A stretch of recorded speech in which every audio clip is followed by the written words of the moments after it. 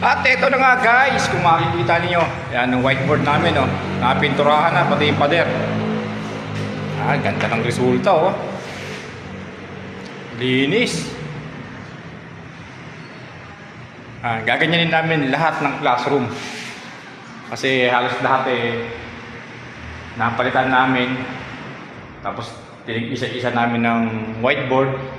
Kaya ang resulta pipinturahan lahat ng ganyang side. Ganda tingnan, no? Ano pa lang yan? First coating pa lang yan.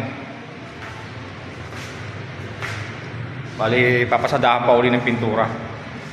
Yan, makikita nyo, ang ganda.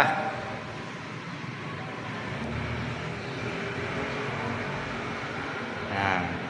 At ito nga pala guys, kung mapapansin nyo, yan, bukas pa hanggang dun. Kasi yung summer activity namin ng mga estudyante,